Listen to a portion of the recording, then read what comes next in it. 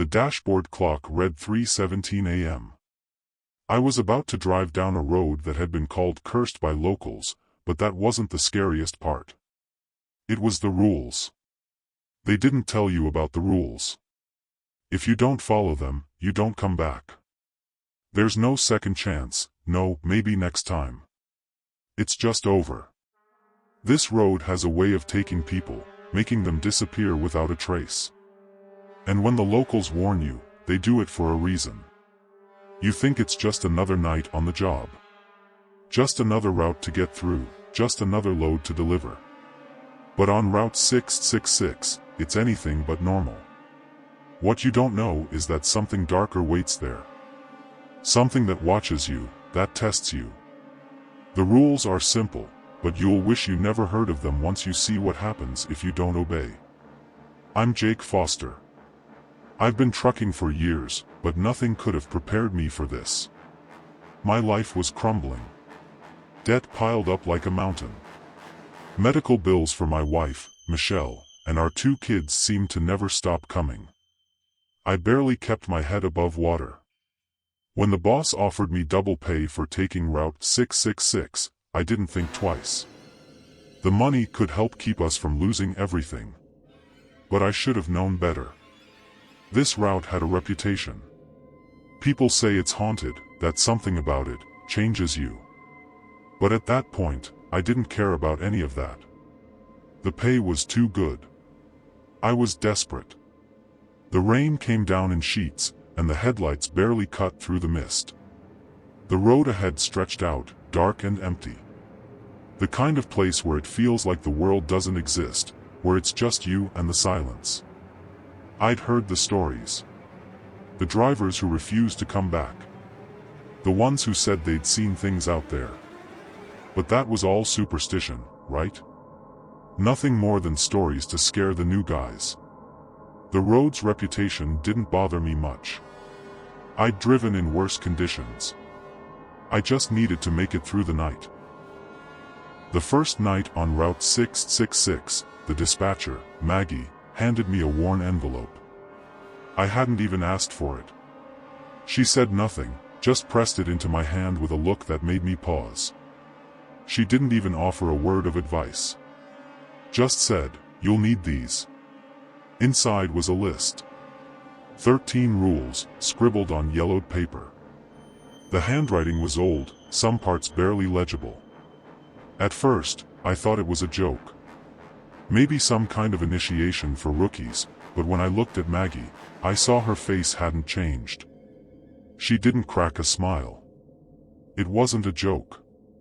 The rules were strange. Unsettling, even. But what was I supposed to do? I was already on my way, and I wasn't going to let some old paper stop me from getting paid.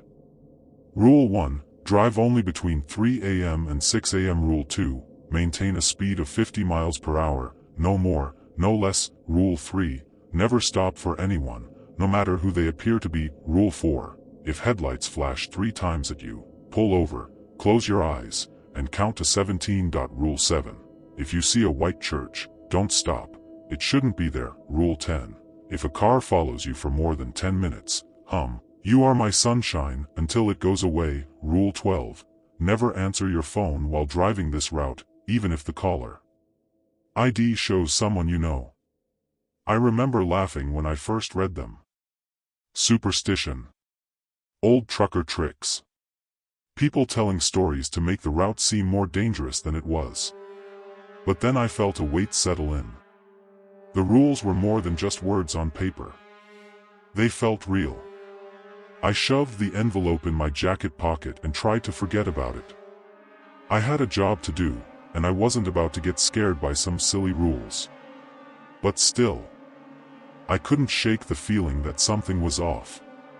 The rain beat down harder now. The road stretched out ahead, and I could feel the weight of those rules in the back of my mind. I kept my hands firmly on the wheel, watching the rain pour down in sheets. Route 666 was as deserted as they said. The only sound was the steady hum of the tires against the wet asphalt, and the faint noise of the wipers fighting against the storm. I'd been driving for an hour now, and everything felt wrong. The trees seemed to close in around me, their branches twisting like fingers trying to grab hold. I couldn't shake the feeling that something was watching me. But I kept my eyes on the road. There was no time for distractions. Then, I saw him. A figure standing in the middle of the road. I hit the brakes for a second, just enough to register what I was looking at. A hitchhiker. But there was something about him that didn't sit right. He wasn't a typical hitchhiker. His body was stiff, almost unnatural, like he was posing there just for me. And his face, it wasn't even visible in the normal way. The shadows around him felt thicker, colder. The air itself seemed to drop several degrees when I got close. His figure stood in the headlights, but he didn't move. He didn't even look like a regular man. It was like the world around him had gone still. The rain slowed, the wipers seemed to stutter, and everything felt wrong. A coldness settled in, deep down in my bones. Rule 3 flashed in my mind: never stop for anyone. No matter who they appear to be. I gripped the wheel tighter and pressed my foot down harder. I didn't slow down. I kept my speed steady, exactly 50 miles per hour, as the figure blurred past my window. But just as I passed, I caught a glimpse of his face. It was twisted, contorted in a way that no human face should ever look. I didn't look back, but I could feel his presence lingering, following me, like he was attached to the very air around me. The engine hummed on, but the silence grew heavier. The sound of the truck's tires on the wet road felt like it was the only thing left in the world. Every breath I took felt colder. And as I glanced at my rearview mirror, nothing was there. No sign of him. But I couldn't shake the feeling that something was watching me, that something was out there in the dark. A few miles later, it hit me. The temperature inside the cab plummeted. At first, it was subtle, just a little chill in the air. But soon, my breath fogged up the windshield. I reached for the heater, turning it up full blast, but the air inside the truck didn't warm up. Instead, it got colder. Much colder. I looked at the temperature gauge. It was dropping. Fast. I could see my breath now, thick clouds forming in the cab with every exhale.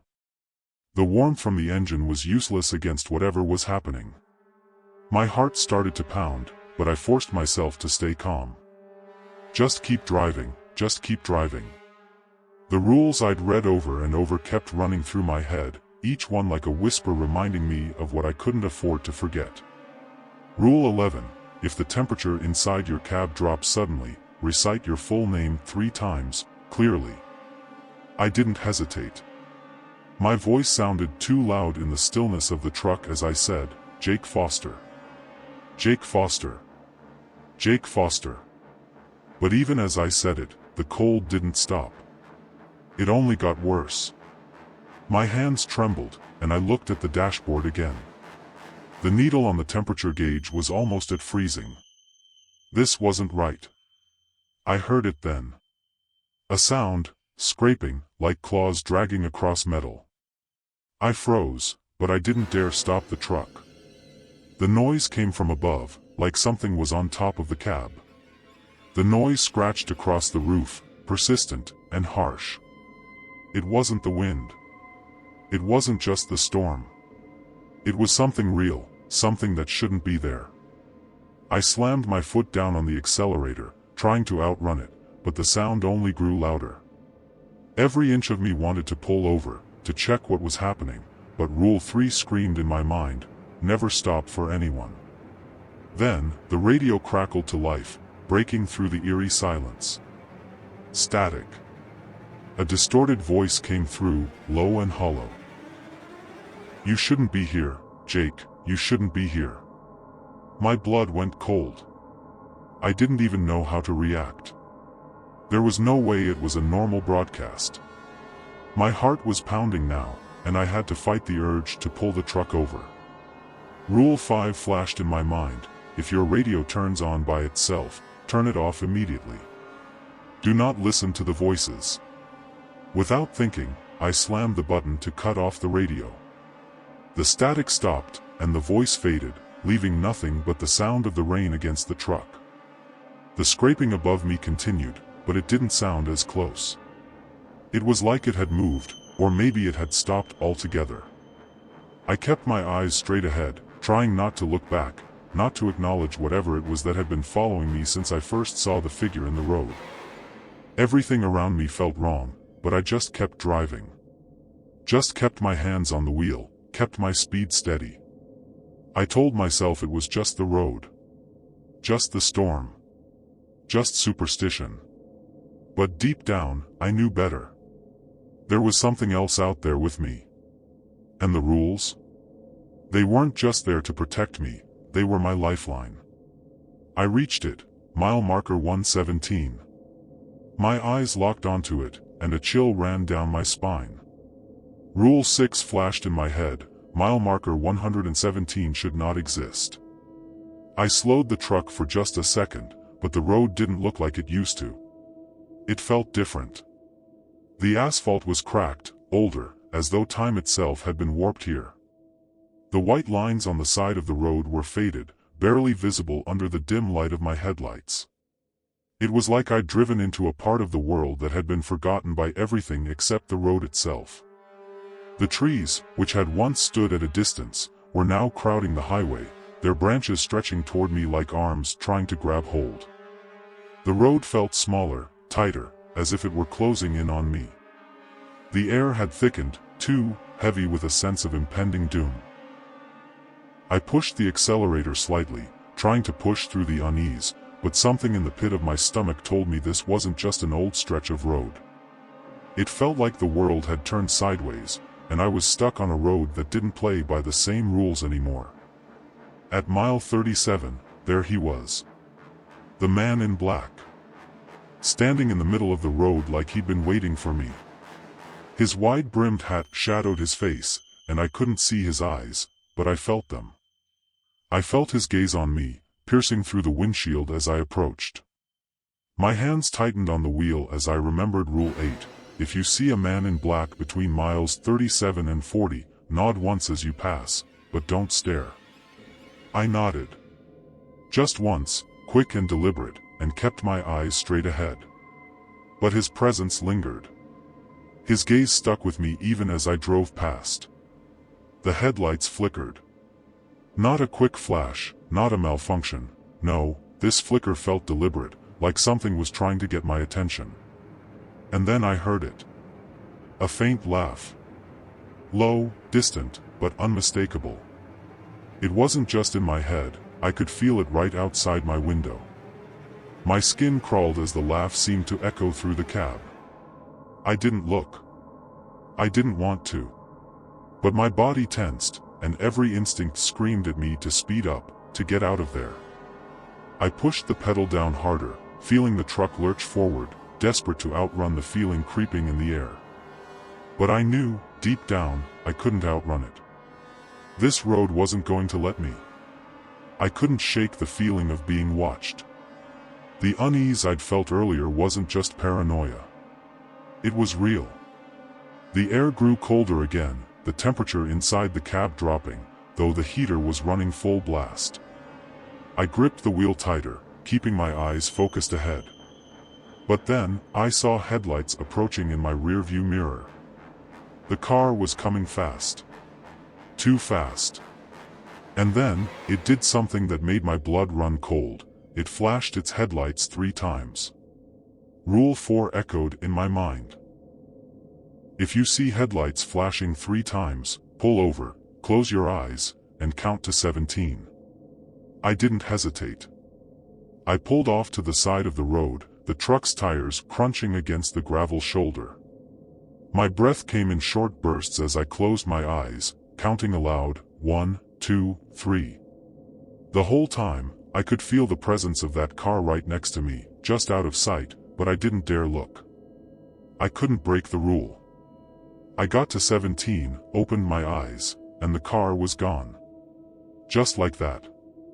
But there was something else. The forest around me felt alive. Not in the way a forest should. The trees were too still, the shadows too deep. I couldn't shake the feeling that something was moving in the dark, something watching me, waiting for me to slip up. I put the truck back in gear and started driving again, but the fear didn't go away. It only deepened. The road ahead was still dark, but then something else appeared. A deer. Lying across the road. It didn't look right. The body was twisted, mangled. Rule 9, if you see an animal carcass in the road, drive over it, not around it. I could already feel the panic rising in my chest. This wasn't just roadkill. It wasn't just some animal that had gotten in the way. It was too unnatural. But I couldn't swerve. The rules were clear. I hit the gas, rolling over the carcass. But then, something made me freeze. The deer twitched. It shouldn't have. It was supposed to be dead. I looked out of the corner of my eye as I sped past, and that's when I saw it. The eyes. Red. Staring back at me from the carcass. I slammed my foot down on the pedal, trying to get away from it, but the shadows seemed to close in around me. The road stretched out, endless. But there was no getting away from this. I didn't know what I'd just driven over, but I knew it wasn't dead.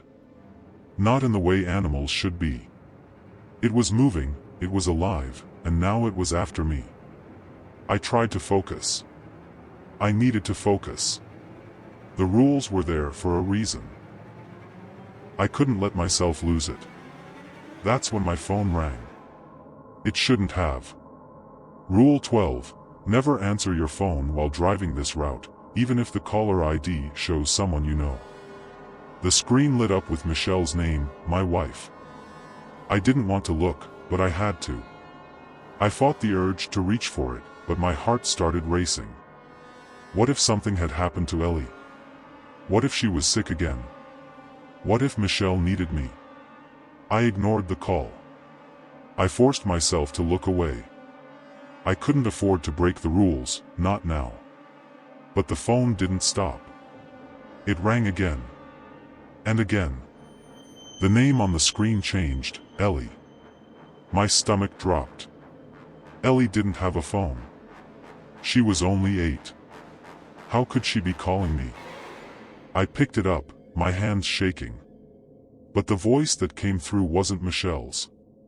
It was wrong. Jake, it's not me. Don't answer. The voice crackled, distorted. I felt it, deep down. The voice didn't belong to my wife. It didn't belong to anyone I knew. My heart pounded. I dropped the phone, but the eerie sensation didn't fade. I couldn't escape this. Whatever was happening, whatever rules I was following, they weren't enough to keep me safe. The strange figures and eerie sounds, the feeling of being watched, nothing had stopped. In fact, it was getting worse. I sped down the road. No matter how fast I went, I couldn't outrun it. And the terror was closing in, piece by piece. Something was waiting for me out there. Something worse than anything I could have imagined. I finally saw it in the distance, my destination. A desolate warehouse, standing alone on the outskirts of town. It looked like something forgotten by time. A place where the world didn't quite reach. I had made it before 6 a.m., just as the rules said. I had followed the rules. At least I thought I had. But there was no sense of relief. No feeling of safety. The weight in my chest only grew heavier as I pulled up and parked. The truck's engine died with a low hum, leaving nothing but the quiet, eerie silence around me. The rule still echoed in my mind, louder now than ever before. Rule 13. If you arrive at your destination before 5:45 a.m., remain in your truck with doors locked until exactly 5:45 a.m. No matter what you see or hear outside. I locked the doors, just as I was supposed to. I tried to steady my breathing. I didn't look around. I couldn't afford to look around. Not yet, Time dragged on. The minutes seemed to stretch out, the ticking of the clock filling the air like a countdown. Every second, every breath, felt heavier than the last. I watched the minute hand inch closer to 5:45 a.m. But then something caught my eye in the rearview mirror. Shadows. Figures. They were moving toward me, moving like smoke, shifting with the wind. I froze. My body went stiff as the figures slowly, almost purposefully, drifted closer to the truck. They weren't human. They weren't even fully solid. It was like watching a part of the world unravel, coming undone right before my eyes. The fear inside me screamed to move. To drive away. But the rules, they were clear. I couldn't. I couldn't move until it was time. And the figures, whatever they were, didn't stop. They kept coming, closer and closer. Like they were drawn to me. My phone rang again. I didn't want to answer it. But I did. It was a name I recognized. Michelle's name flashed on the screen, just like before. I answered. You followed the rules, Jake. But some rules change. My heart skipped. It wasn't Michelle's voice. It wasn't even human. The road has chosen you now. The phone call ended abruptly, and everything went silent. The clock on the dashboard clicked over to 5:45 a.m. just as the silence enveloped me completely. I watched as the figures outside, whatever they were, disappeared into the mist. And then I heard it. The wind, the trees. The road had stopped. Whatever was haunting me was no longer in sight. I sat there for a while. Just breathing. The sun was starting to rise, but it didn't feel like daylight. Not for me. I understood now. This road, it wasn't just a highway. It was alive, in its own twisted way. The rules, the strange occurrences, the figures that appeared out of nowhere, all of it had a purpose. It was all a game, but not one I could win. Survival wasn't about following the rules anymore. It was about getting through the night. It was about staying alive long enough to see the dawn, to make it through until the next time. I looked up at the first light of the morning sky, but I couldn't shake the feeling that the night wasn't truly over. Not for me. Not while I was on Route 666. I took a deep breath, and the cold, familiar fear set in again. But it was different now. I knew what I had to do. The day had begun. But for me, the night was always waiting to start again. If you ever find yourself on Route 666, remember this: the rules are written in blood. Follow them, and maybe, just maybe, you'll survive another night.